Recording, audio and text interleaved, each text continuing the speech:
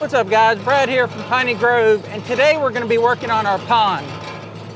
We've partnered with Natural Waterscapes to figure out a solution for the leaky bottom of the pond, and that solution includes adding a lot of bentonite clay. But until we get to that point, we have to completely drain the pond and reshape it. So that's what we're going to start doing today. I got a dry end of the pond here, so I'm just going to take the mini excavator down and start shaping this end of the pond. So I'm down here in the bottom of the pond. You can see the north end is still holding some water, and that's because the pond is slanted that way.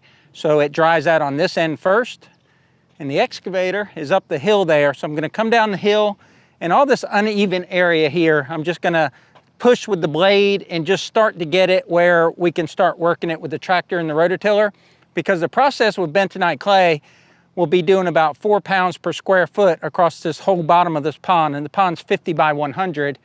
And then we'll have to till that in with the tiller on the tractor, and then we'll have to pack it somehow. Not sure how I'm gonna pack it.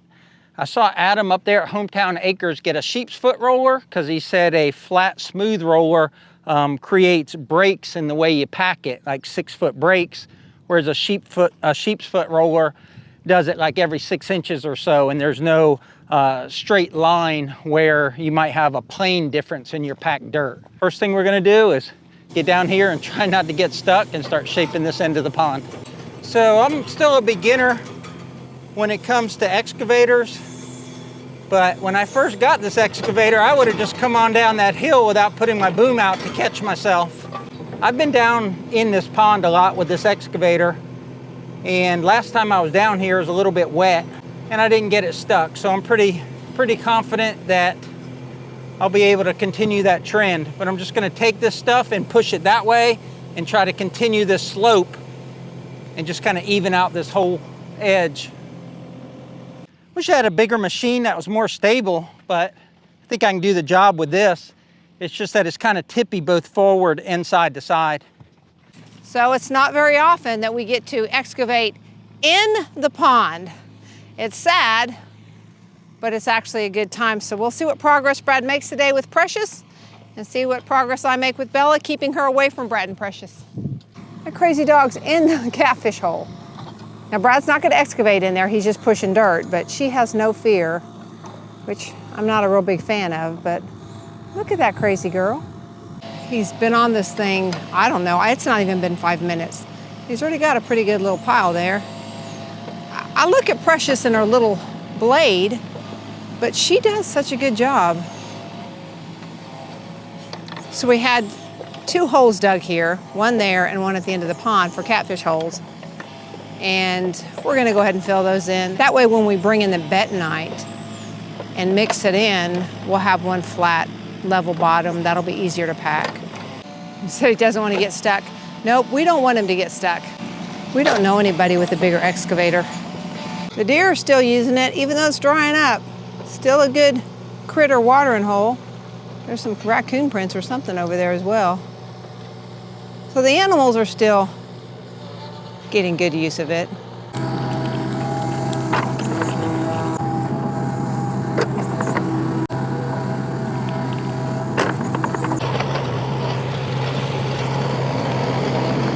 He said this ground is really hard, which I can attest for that, because when I fell a couple weeks ago, it was like falling on cement.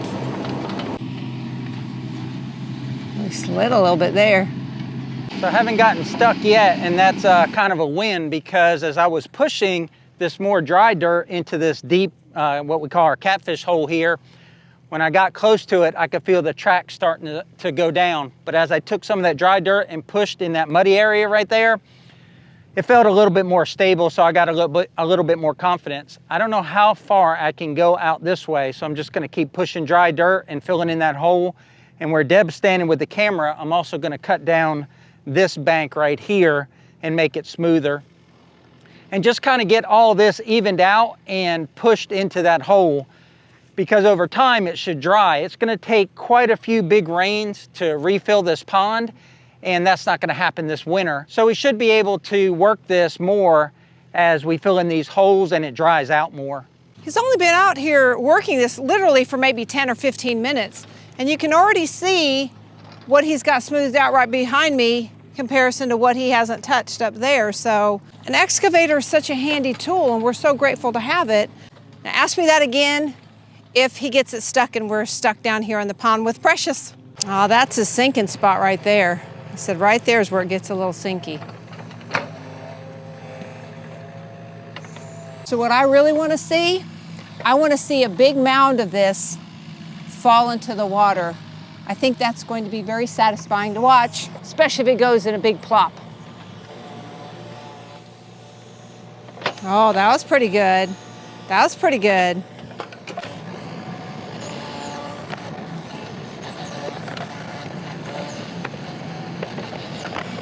We've done a bucket test on all this soil. We took a sample from here where the camera is and a sample from over there and a sample from the north end, and we thought we had the dirt figured out. We thought we kind of knew what our problem areas were. The bucket test has been a multi-phase process, and the phase that we're in right now that we just ended is we put 2 pounds of bentonite in 2 different soil samples to see how long they'd hold.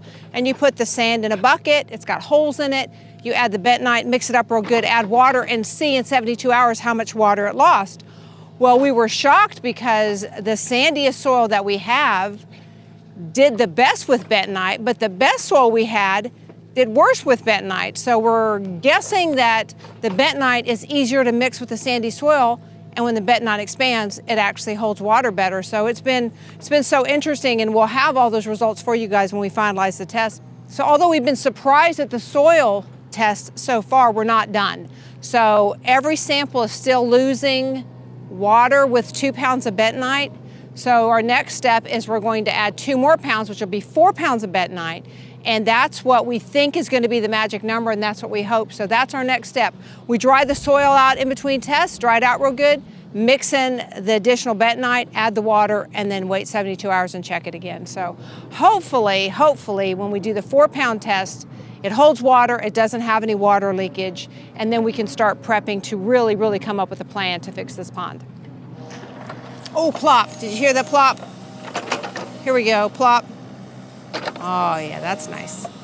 Like he said, he's a little cautious about coming too close because it gets sinky, and we can't sink Precious. There goes another. I wonder if he'll be able to get this catfish hole filled in today. I don't know. Of course, if he fills in this little hole and then that water dries up, we're going to be left with just that little piece. Bella will be so sad. It's like a giant mud pie.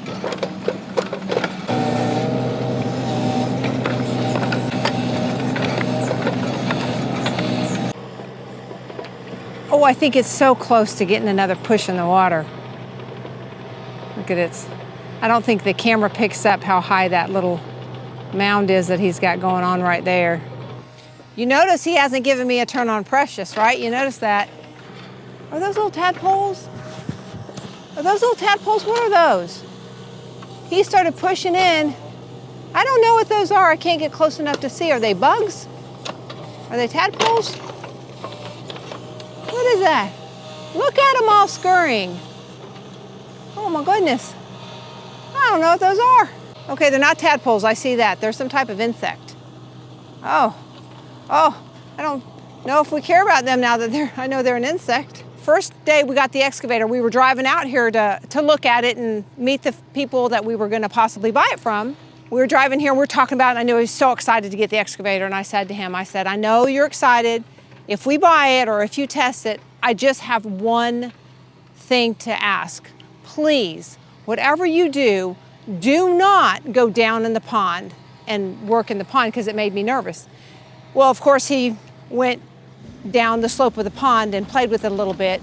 But if you'd have told me then that 2 years later, a year and a half later, he would actually be in the pond with the excavator, I would have laughed. But here we are. He's actually playing in the pond with Precious. Oh my goodness. That's a dirty dog. But that's the first time she's ever been able to walk in that catfish hole. That's how full he's got it. So much dirt he's pushed in there, she can actually walk or sink up to her little elbows. Let's see all that move. Oh yeah, that's kind of cool. It is like a giant mud pie. Look at the different clay that he has uncovered. It's been red clay, and he just uncovered some gray clay. It's been the most interesting process to see the different kinds of dirt that are just in this area. It's been fascinating.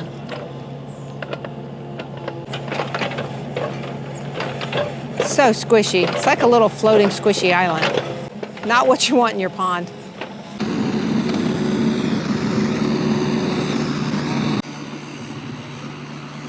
We've got a big old mound of it there. So you'll push that to that very end of that catfish hole. This is that dark clay that I was talking about earlier. It's just, now maybe if we had that over all the pond, that might actually have sealed it. I don't know, but it's underneath all this, and it's a kind of a gooey blue clay, blue-gray. The surprises just keep on coming. He's done really well. He's pushing and grading from there all the way down. He's got the hole probably 75% filled in, and it already looks better. Even though it's kind of a bit of a mess, it already looks better than it's looked in a couple of months. And there's all that's left of the catfish holes, that little end right there, that I'm guessing he's going to take that amount of dirt and push in. So first of all, shout out to our little excavator, our Kubota KX71-3 24 horsepower excavator, and it's doing way better than I thought it would do. And another thing that I learned today is that we can actually get in the bottom of this pond. I don't know how much Deb has been filming, but I'm getting way out there with the excavator, and that's in the middle of the pond. And I thought that over the years that would be like, you know, maybe 2 or 3 foot of quicksand down there. But I cautiously went out there, and it's not sinking through, so that's good. We know that we can get our equipment out here to fix it. I use my hands a lot on the excavator to drive the tracks just because I'm not good with my feet on it. But on these long runs, I've been trying to use my feet because I've been getting some comments when I do excavator work that I use the granny sticks. And I don't know if they're really called granny sticks. I don't feel like a granny on there, but I'm trying to use my feet, guys. I'm trying to figure this thing out. There's just a lot going on. But that's grading real good, getting some of that dry stuff pushed over here to where the wet area is.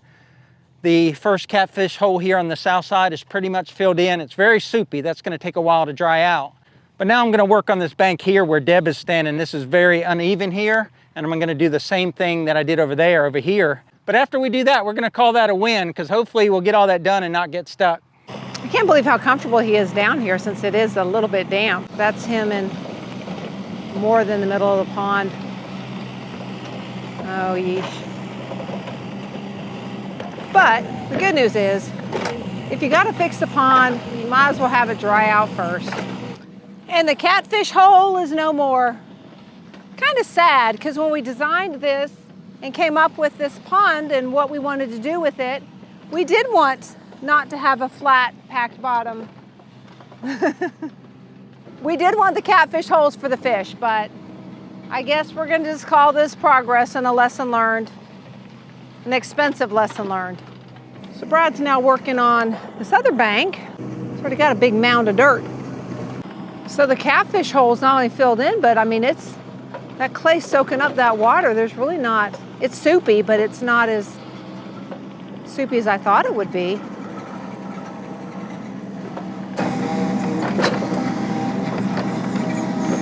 It's the last place Bella can swim. It's right there. She can still swim down at that end in that catfish hole.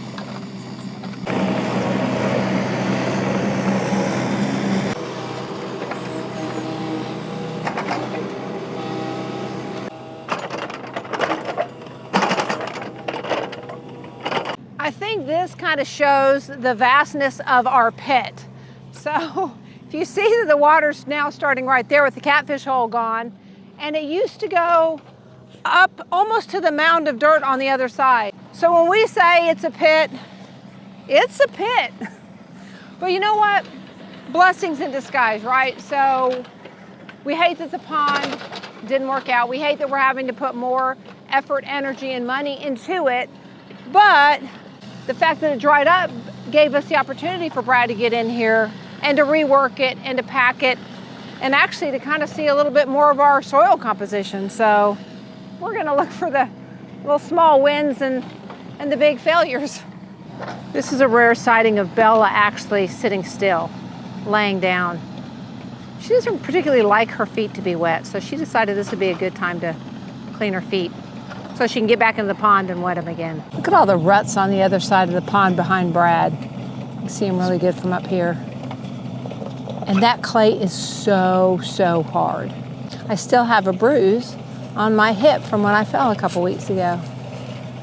Like cement. We started over there, and now he's working on this bank, and again, he's not been working it that long. And I use the term work because it is, but I promise you it does not feel like work to him. He could do this all day, and it wouldn't feel like work. Now look at our tiny little pond. Look at the sad little pond. I could work on this thing all day. It just puts a smile on my face and I really enjoy it, but also getting a lot of things done. So what I'm trying to do is there's a bunch of sand here on the surface where it's run off the side of the pond, and I'm trying to mix that sand with some clay, because when we use bentonite to line the bottom of this clay, we'll use 4 pounds per square foot, but you don't just throw it on top. You got to incorporate it. And what I'm worried about is as this clay dries, it'll be too hard to till. So I'm trying to add some sand with the clay, some clay with the sand.